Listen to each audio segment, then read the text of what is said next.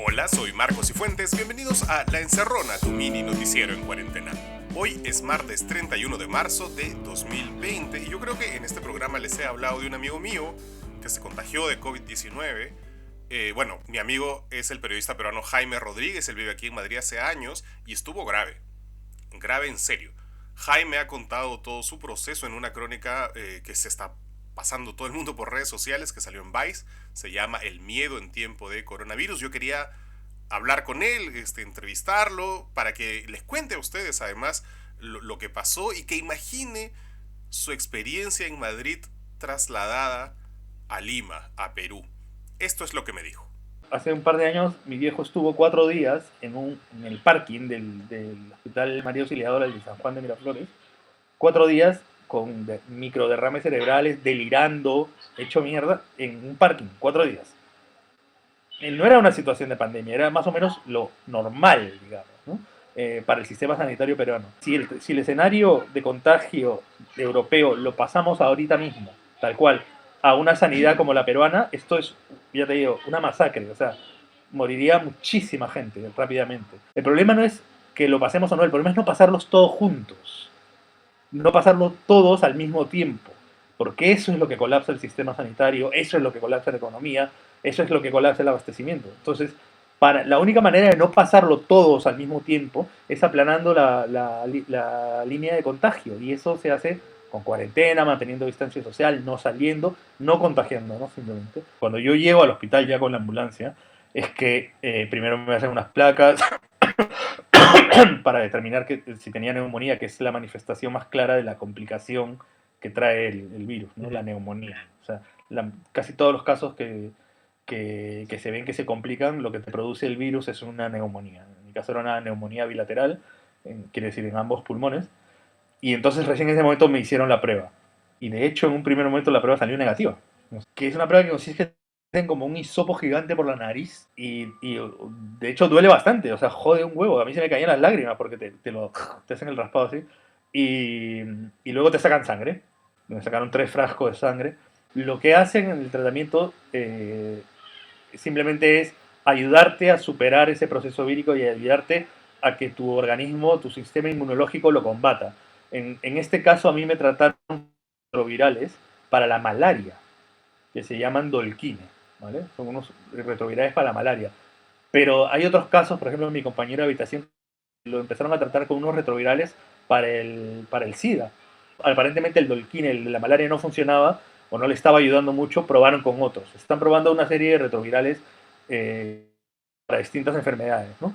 Entonces, y también me dieron antibióticos, pero no porque el antibiótico pudiera matar al virus, sino porque, según me explicaron, había un montón de infecciones, como decir buitres, que están esperando a que tu sistema inmunológico caiga para atacarte. Entonces, para protegerme de otras infecciones, me hicieron un tratamiento agresivo de antibióticos también, ¿no? Este tipo de neumonías hay gente que se ha muerto, gente de mi edad, gente un poquito mayor, que se ha muerto porque no respondieron bien al tratamiento y tal. Entonces, en ese sentido, no es algo a tomarse a la ligera también, ¿no? O sea, yo he sido un poco consciente de esto a medida que pasaba el tiempo, pero visto lo visto, la verdad es que me he recuperado, pero podría no haberme recuperado y podría haberme quedado ahí directamente. Y luego, pues, aceptar el miedo ha sido difícil para mí, pero lo acepté sobre todo a posteriori, ¿no? Cuando ya estaba en casa y los primeros 2 días tuve unas pesadillas horribles, ¿no? Pesadillas de que no podía respirar, pesadillas de que recaía y moría, pesadillas de que se enfermaba Gabriela o Rocío, de que se enfermaban los niños, o sea, y entonces me di cuenta que tenía mucho miedo realmente, o sea, es algo que me negaba a asumir, pero realmente tenía muchísimo miedo y tengo mucho miedo todavía de que esto llegue a Perú, todo lo que estamos hablando, porque están mis viejos ahí, porque hay muchísima gente vulnerable ahí y eso me da muchísimo miedo también. Entonces, para mí ha sido todo un proceso de aceptación de eso, de aceptación de miedo y de cómo pues tratar de que el miedo sea también algo útil, ¿no? Para poder sobrellevar todo esto. Muchas gracias, Jaime, suerte con tu recuperación. Ya volvemos con los titulares de hoy, aquí en La Encerrona. Hola, soy Marcos Cifuentes, bienvenidos de vuelta a La Encerrona, tu mini noticiero en cuarentena. Hoy es martes 31 de marzo de 2020 y estas son las noticias que son virales o que deberían serlo. La continuidad del metropolitano queda en suspenso. Concesionarios anuncian que el 1 de abril, o sea mañana, sería suspendido el servicio de transporte. La demanda se ha reducido debido a falta de pasajeros durante el estado de emergencia, obviamente. Los concesionarios no pueden llevar la cantidad necesaria de pasajeros por las restricciones que hay, dijo el alcalde Muñoz en Radio Capital. Hay un trabajo que se está realizando a pérdida y por eso Muñoz dijo que ha conversado con el Ministerio de Economía para evaluar soluciones. No, pues es que eso no es. O sea, este es el problema de concesionar servicios básicos tan alegremente a privados. El privado quiere su ganancia y le importa un pepino si el resto de la ciudad se jode. Si no ganan plata, ellos no salen a trabajar. Y esto es fatal porque el metropolitano y el metro son los servicios con mayor capacidad de control sanitario para los viajes forzosos que deben ocurrir durante la cuarentena, para médicos, para el personal policial. O sea, es mucho mejor, tanto el metropolitano como el metro es mucho mejor que una combi o que un colectivo y mucho más barato que un taxi. Obviamente no se pueden suspender. Hay que presionar a los concesionarios y, de ser necesario, se les quita la concesión y listo. Miren esta otra noticia. Personal de salud no será exonerado del cobro de pasaje en el metropolitano. Esta gente está abusando. Protransporte explicó que el servicio del metropolitano depende exclusivamente del pago de tarifa. Obviamente. El señor Muñoz, el alcalde de Lima, debería liderar una respuesta firme contra los concesionarios, no ir a rogarle al MEF. ¿Por qué tenemos que darle más plata a estos tipos que ni siquiera dan un buen servicio? Va a faltar dinero para los millones de informales que ahora mismo están sufriendo y que están a punto de volver, muchos de ellos, a la pobreza. ¿Por qué tenemos que darle plata a estos señores que no, se intervienen en sus buses, pones a los militares a conducirlos y ya está? Esto es un estado de emergencia. La mano invisible del mercado no te va a llevar barato de un extremo a otro a Lima. El Perú está solicitando una línea de crédito flexible del FMI de 18.000 millones de dólares y hay una muy alta probabilidad de obtenerlo por nuestra solidez macroeconómica. Esta es una primicia de Iván Lanegra, un investigador de la Católica. A 2019, Perú es el cuarto país en índice de resiliencia entre los principales mercados emergentes. El buen manejo económico de los últimos 20 años nos da espaldas financieras en esta crisis y esa es una muy buena noticia, una gran noticia, y por eso mismo creo que no podemos darnos el lujo de regalarle ese dinero obtenido a duras penas, con mucho sacrificio de mucha gente en los últimos 20 años, a buitres como los concesionarios del metropolitano, sino ese dinero se debe ir hacia los que más los necesitan. Sí eran trabajadores de Bacus, la historia triste del hashtag liberen la chela. Bueno, resulta que este sábado, si no lo vieron en redes sociales, había un hashtag circulando, se llamaba liberen la chela.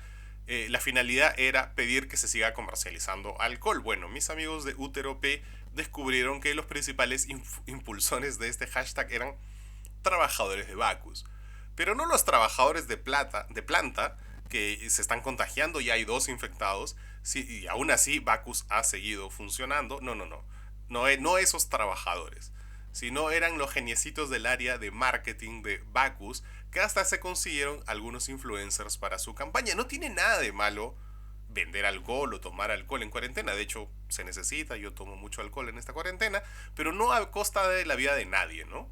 El sindicato de Bacus siempre denuncia bastantes maltratos de esta empresa, sobre todo para que luego estén tratando de manipular a la gente con un hashtag. O sea, Bacus al muro de la vergüenza, junto a tantas empresas a los que se les ha estado cayendo la máscara en estos días. Increíblemente, Ambev en Brasil, que es de la misma matriz de Bacus en Perú, por si acaso, ha empezado a producir gel de alcohol para los hospitales.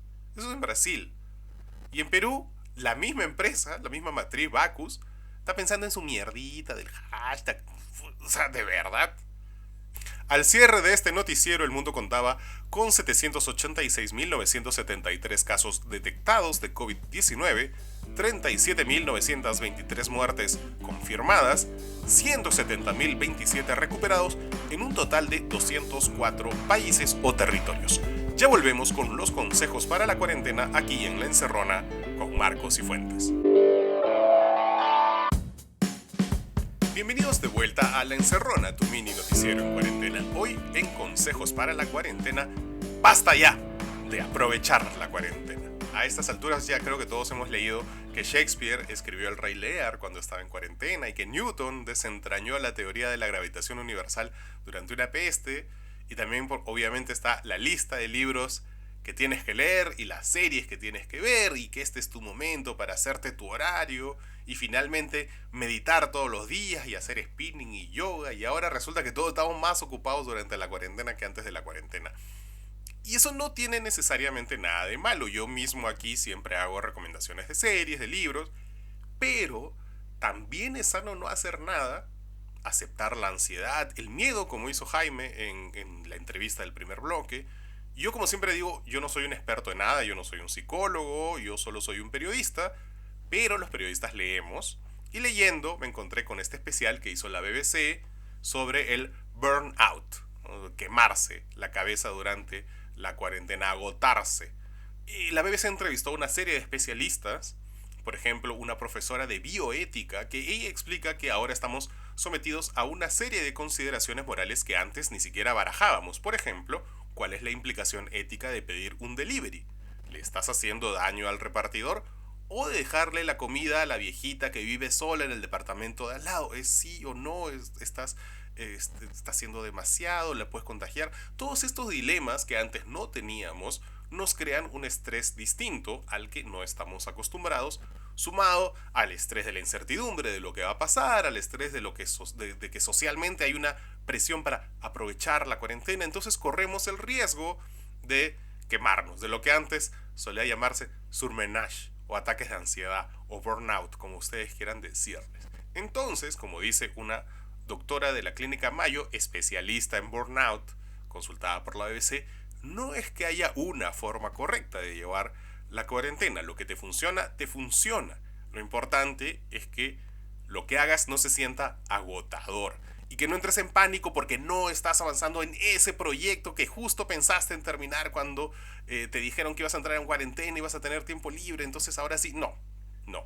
En resumen, identifica las expectativas irreales que te has planteado o que tu jefe te ha planteado y dales la vuelta. Analízalas, fíjate hasta dónde tienes cabeza para poder cumplirlas o si no se pueden cumplir en absoluto. Al final, y esto es algo, creo que este es el mensaje final, para la sociedad en general, el hecho de que estés en tu casa sin hacer nada ya es lo mejor que puedes estar haciendo en este momento. Y creo que eso es lo que todos tenemos que llevarnos como lección. Eso es todo por hoy. Ya saben que La Encerrona está libre de derechos, libre, por favor, llévensela, difúndanla, pásenla por sus radios locales, por los canales de televisión, por WhatsApp. Estamos en Facebook, en Instagram, en YouTube, en Spotify, en Apple Podcasts, en Google Podcasts, donde sea que escuches tus podcasts. Búscame como hashtag La Encerrona, así de simple, y por supuesto en nuestro grupo secreto de Telegram. Allí me pueden encontrar como Teleocram. Hoy es martes musical y la verdad es que la semana pasada funcionó muy bien la playlist de Spotify. Así que ahora apunten, vamos con otra playlist de Spotify. Pero si ya están en Spotify, mínimo busquen La Encerrona y se suscriben, ¿no? Mínimo. Bueno, ahora una recomendación que tiene un punto de humor negro, pero también otro punto de servicio público. Esta es una playlist muy buena que se llama Canciones para escuchar mientras esperas tu turno en E-Salud. Canciones para escuchar mientras esperas tu turno en E-Salud y dura 28 horas. Es perfecta y además realista. Bueno, eso es todo por hoy. Soy Marcos Cifuentes. Esto fue La Encerrona, el único noticiero que te manda un abrazo. Chau, hasta mañana.